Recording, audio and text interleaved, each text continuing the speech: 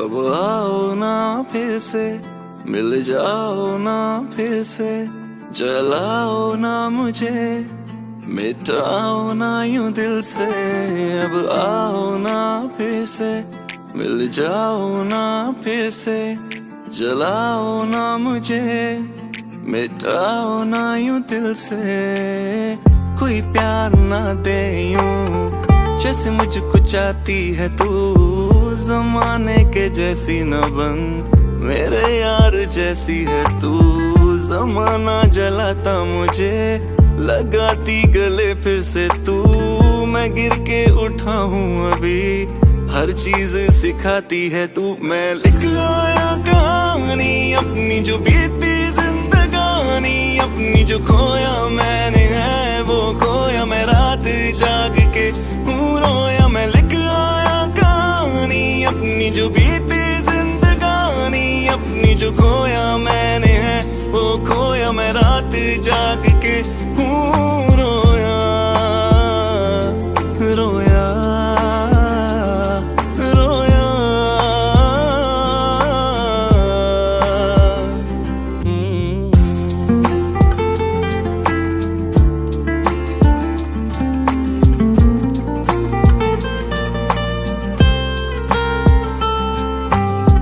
ख्वाहिश मेरी रह गई तुझसे मिलूं मैं कभी तुझको मैं प्यार दूं और बेशुमार दूं दिल तो जला है बहुत इसकी सजा है बहुत फिर भी तेरा ही रहा मेरी नहीं मानता जितना भी चाहूं तुम्हें मिलना है दर्द मुझे होता है क्या इस तरह कोई भी इश्क यहाँ तुम जो मेरी ना बनी किसको बताता फिरूं ये दाग दिल अपना किसको दिखाता फिरूं वक्त बदलता है सबका तुझको तो इसका पता था फिर मुंह क्यों मोड़ गई थी मुझको यूं छोड़ गई थी साथ निभाना था मैंने दिल भी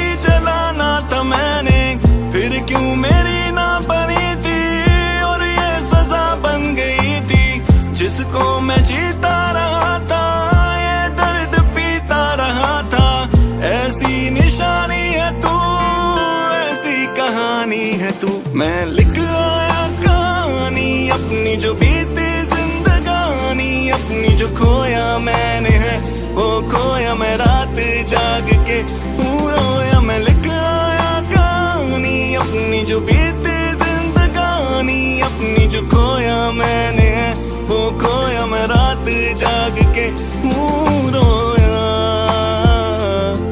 रोया रोया